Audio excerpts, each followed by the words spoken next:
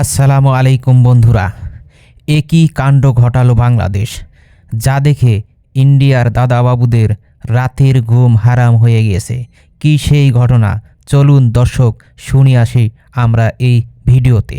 জি বন্ধুরা, ঠিকই শুনেছেন, নতুন করে বাংলাদেশ তুরস্ক থেকে TB2 অ্যাটাক ড্রোন ক্রয় করতেছে। বন্ধুরা চলুন জেনে আসি এই ড্রোনে কি কি সম্ভাবনা রয়েছে। বন্ধুরা, আধুনিক যুদ্ধে এখন শুধু ট্যাঙ্ক বা যুদ্ধবিমানেই সব নয়। বর্তমান যুগ হচ্ছে ড্রোন যুগের যুগ। নজরদারি, সীমান্ত নিরাপত্তা, সন্ত্রাস দমন সব ক্ষেত্রেই এখন অপরিহার্য ড্রোন। বাংলাদেশও এই বাস্তবতা অনেক আগেই বুঝেছে। গত কয়েক বছরে আমরা দেখেছি বাংলাদেশ ধীরে ধীরে তার সেনাবাহিনীকে আধুনিক প্রযুক্তির সঙ্গে তাল মিলিয়ে গড়ে তুলেছে। এরই অংশ হিসেবে এর আগেও বাংলাদেশ তুরস্ক থেকে বাইরাক্টার TB2 ড্রোন ক্রয় করেছিল। এখন প্রশ্ন, এই বাইরাক্টার TB2 আসলে কি? বাইরাক্টার TB2 হলো তুরস্কের তৈরি একটি মেল ক্লাসের ড্রোন, মানে মিডিয়াম আল্টিটিউড লং ইন্ডুরেন্স। সহজ ভাষায় বললে এই ড্রোন অনেক উঁচুতে উড়তে পারে এবং একটানা অনেক সময় আকাশে থাকতে পারে। এটি ব্যবহার করা হয় নজরদারির জন্য, গোয়েন্দা তথ্য সংগ্রহে, প্রয়োজনে নির্ভুল আঘাত হানতে। এই ড্রোন ইতিমধ্যে ইউক্রেন যুদ্ধে, আজারবাইজান আর্মেনিয়া সংঘাতসহ বিভিন্ন আন্তর্জাতিক যুদ্ধে নিজের কার্যকারিতা প্রমাণ করেছে। এখন আসল প্রশ্ন, বাংলাদেশ কেন আবার নতুন করে এই ড্রোন কিনেছে? এর পেছনে কয়েকটি বড় কারণ। প্রথমত, সীমান্ত নিরাপত্তা। বাংলাদেশ স্থল ও সমুদ্র সীমান্ত অনেক বড়। ড্রোন দিয়ে সহজেই সন্দেহজনক চলাচল নজরে রাখা যায়।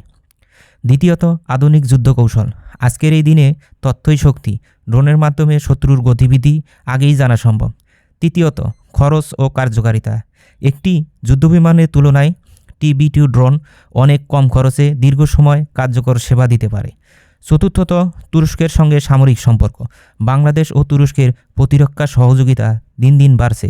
এই ড্রোন ক্রয় সেই সম্পর্ককে আরও শক্তিশালী করবে। যদিও সরকারিভাবে সব তথ্য এখনও প্রকাশ করা হয়নি, তবে বিভিন্ন বিশ্লেষকের ধারণা নতুন চুক্তিতে থাকতে পারে আগের চেয়ে উন্নত সেন্সর, উন্নত ক্যামেরা ও নজরদারি ব্যবস্থা, বেশি পাল্লার যোগাযোগ সিস্টেম, প্রশিক্ষণ ও রক্ষণাবেক্ষণ সুবিধা। মানে শুধু ড্রোন না, পুরো একটি আধুনিক ড্রোন সিস্টেম। বন্ধুরা, এই ড্রোন ক্রয় শুধু বাংলাদেশের জন্যই গুরুত্বপূর্ণ না, বরং আঞ্চলিক নিরাপত্তার দিক থেকেও তাৎপর্যপূর্ণ। বাংলাদেশ এই ড্রোনের ব্যবহার করবে নিজের আত্মরক্ষামূলক সক্ষমতা বাড়াতে।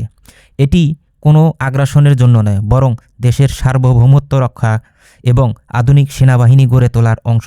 এতে বাংলাদেশ সেনাবাহিনী প্রযুক্তিগত সক্ষমতা আরও এক ধাপ এগিয়ে যাবে।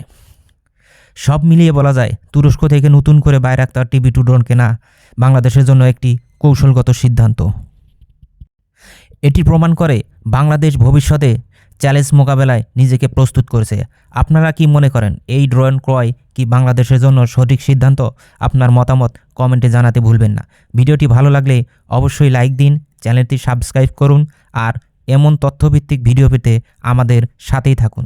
আল্লাহ হাফেজ।